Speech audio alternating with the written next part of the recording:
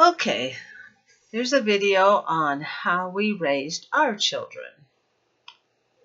This is how we did it at our house.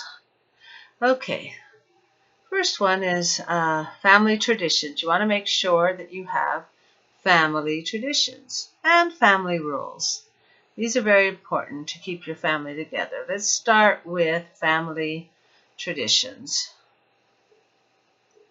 Okay, what do you guys like to do? Do you like to go fishing? Do you like to go swimming, camping? Whatever it is, once you start it, it becomes a tradition. And the kids really enjoy doing that. And they'll have very, very pleasant memories. Next, we'll talk about family rules. Okay, so I usually like to do 10 of them, but we'll just do in general. You got to write the rule and what the consequence or the punishment will be. What about friends? What about how late your kids stay out, and etc., and what the punishment is if they break the rule? And the family, everybody decides what the rules are and what the punishment is, and then there are no questions about it. Okay, work. Work is very, very important in your family. Should always have chores for the kids to do. I always started them at age 2. Mowing the lawn, vacuuming, sweeping, cleaning your room, emptying the garbages, and have them age appropriate, the chores. And as they grow, you can make the chores a little bit more challenging or harder. Have your kids do work. Do not give them allowances. We never did do allowances because that's like charity or giving them free for something they should be doing anyway. Don't pay them for making their bed, emptying their garbage, and doing their chores because they're supposed to be doing that anyway. Don't pay them for things they need to do around the house. But they do need to be paid for something. So pay them for other things, like if you need a room painted or if you need the lawn mowed or whatever it is you decide to do in your family. Okay, let's talk about money. Money can help or it can hurt. You have to be very, very careful with money. Don't give them money just to be giving it to them. Make sure they earn it. Okay, stick to what you say. If you want power, then you need to stick to what you say. You need to have that trust. Like if you say, we'll go to the zoo when you get your chores done, you got to do that. Okay, limit the time with their friends. We would always do an hour. An hour is plenty of time because I always wanted them to be friends with their siblings. So that worked out really good. Okay, now how late do you want the kids to stay out? This was my rule. In 9th grade, they had to be home by 9 o'clock. 10th grade, 10 o'clock. 11th grade, 11 o'clock. 12th grade, 12 o'clock. And then I never let them stay out past midnight because there's always trouble after midnight. So they need to be home no matter how old they get. So that rule worked really well with us. And then the kids knew what time they were to be home. Okay, we had our kids financially on their own by age 8. We provided the house and the food, and by age 8, we would open a bank account and we teach them how to manage money. This is very good for teaching them how to leave the nest. Okay, don't pay them for their grades. We never did this because their work was their pay. The satisfaction of getting that grade was pay enough. You have to be careful with money. Okay, don't do their work for them, their homework. They have to do it themselves. This is a big no-no.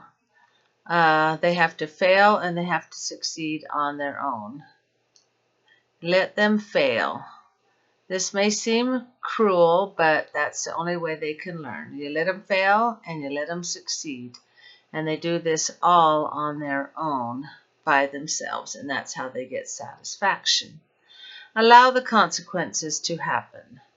Don't try and stop the consequences.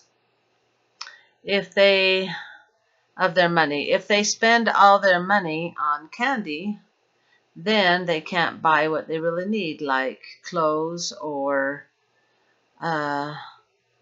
new pants. They'd have to get some from the thrift store. But that's how they learn. And so this is how we did it with our kids. Kids love schedules and routines. This makes them feel secure. So get some kind of a schedule. Like, let's say when they get up in the morning, they're to be dressed and have their chores done, teeth brushed, eat, and everything by noon. This is what we would do. Like a schedule of when to play, when to work, when to study, when to practice, whatever it is you need to practice. And that's the schedule. Okay, don't compare one child to another. Because each child is an individual. Even twins, don't compare twins even. Children are different, believe it or not. Don't try and put them all in one same old category because it doesn't work.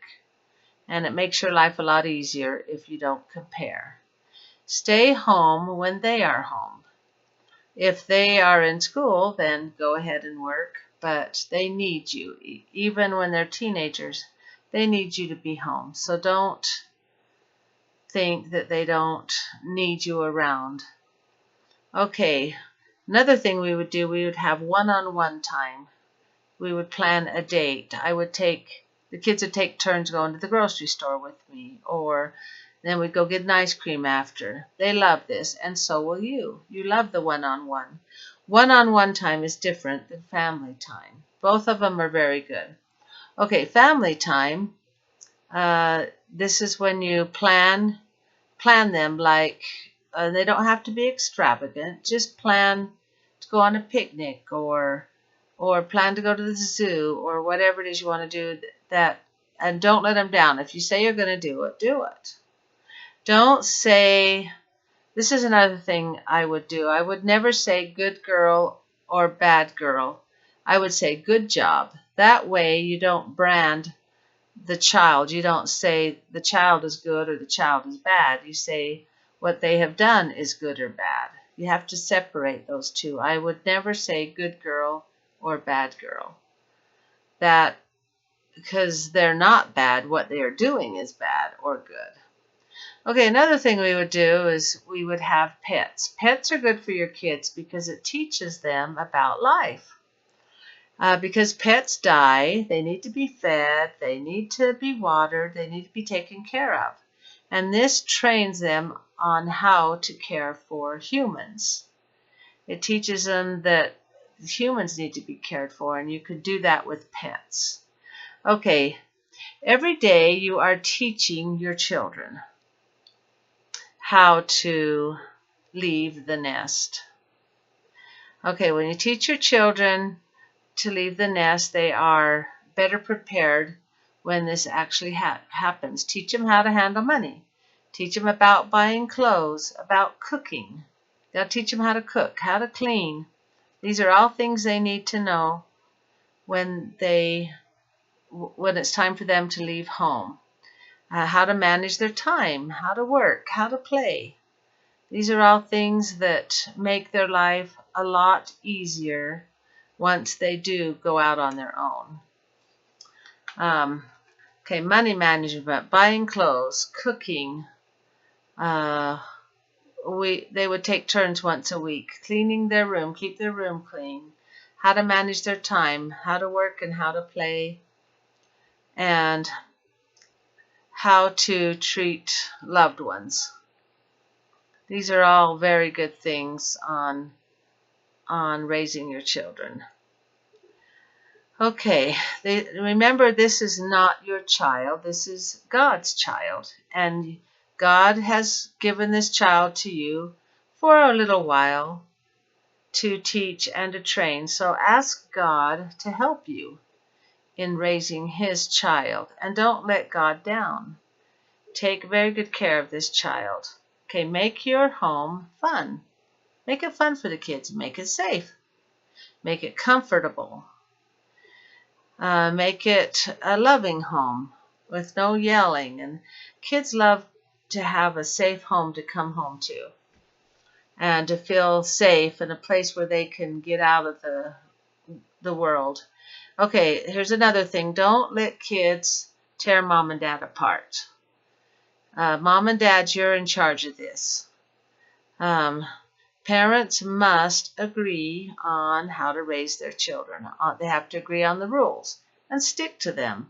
Don't say, well, don't tell your mom, but we're going to do this, or don't tell dad that we did this. Don't do that, because that will tear the family up. Children are going to leave and make their own homes. They're going to become a husband and a wife. And it's very important that the husband and wife stay together, because children eventually leave. Okay, here's another thing. Don't undermine the other parent's decision. Like if the mom says, no, he can't go till his chores are done, dad can't come in and say, oh, it doesn't matter. You can do your chores when you get back. Don't do that. And kids don't mean to divide the family. They just want what they want. So the parents, it's up to you. You're the adult. You need to keep things together and make sure that you don't undermine the other parent's decision. You have to be careful with that. Very careful. Okay, another thing we want you to do is go and enjoy your kids, and so on and so on and so on with your grandkids, and how much fun you can have being together. And I hope you enjoy this and know that it's very important in how you raise your family and have a plan.